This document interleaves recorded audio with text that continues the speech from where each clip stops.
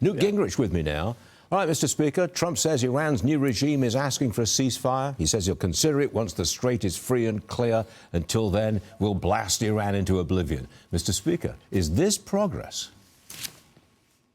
Well, I think you have to say it's progress in that up until this today, I was frankly surprised by the president's statement, because until today, the Iranians have been very contemptuous of our proposals, have said they would not negotiate, etc. So it's possible that the sheer pounding that they're taking, and people need to realize, I think we've hit 15,000 targets. 15,000 targets. Think about that. And I think that that may be getting through to them.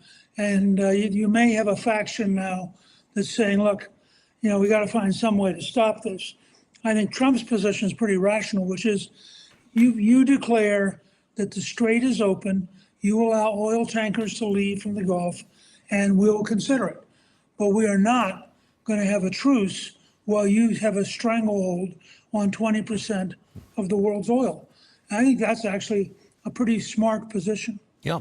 Mr. Speaker, CBS News reports that Trump and the GOP are worried about losing the midterms because of $4 gas. But you've got an op-ed, and you said that the Democrats, they have an alarming wake-up call of their own. What's the wake-up call, Newt? Look, the Democrats right now would be in great shape if they weren't Democrats. I just did a piece that talks about the politics of crazy. Remember, during the State of the Union, there's a point where the president is talking about parents' rights to know what's being done to their children, and none of the Democrats would applaud. Right. And the president watches them for a minute and leans forward and says, you people are just crazy. And I think what you're going to see this fall, and it's something that Speaker Johnson and I have talked about at length, is a choice between common sense Republicans and crazy Democrats. And I think, frankly, the Democrats are going to do very badly. Also, remember, we're not going to, I'd be shocked if we had $4 gasoline by September. I mean, Trump is a very smart businessman.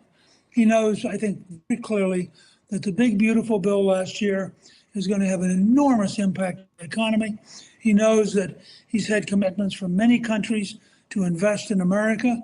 And I think he believes that once this war is over, you're going to see a surge. And you sort of applied that earlier, talking about the stock market. You're going to see a surge of confidence that the United States is the most powerful nation in the world, and that, in fact, between artificial intelligence, all the different developments in science, the development of our own natural resources, we're on the edge of a gigantic boom. We're not on the edge of some gigantic recession. And I think by late summer, the American people will understand that, and the polls will reflect it. The president's threatening to end Congress's spring break with a rare special session to end the DHS shutdown. You, as Speaker of the House, should Trump bring Congress back? Yes, absolutely.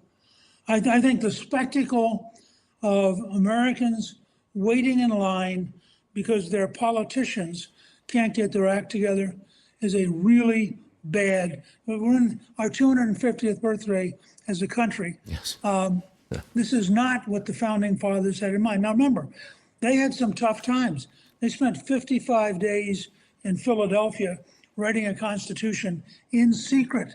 There were no reporters, no leaks, and they basically closed themselves off from the world to argue with each other for 55 days. So they understood the legislative process. Yeah.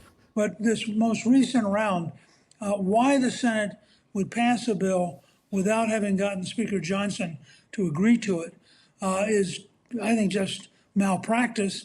And I think both sides now, the House and the Senate, need to calm down, get into a room, and agree to get it done. Bring them back. Okay. Newt, we hear where you're coming from. A lot of people agree. Thanks for joining us this morning.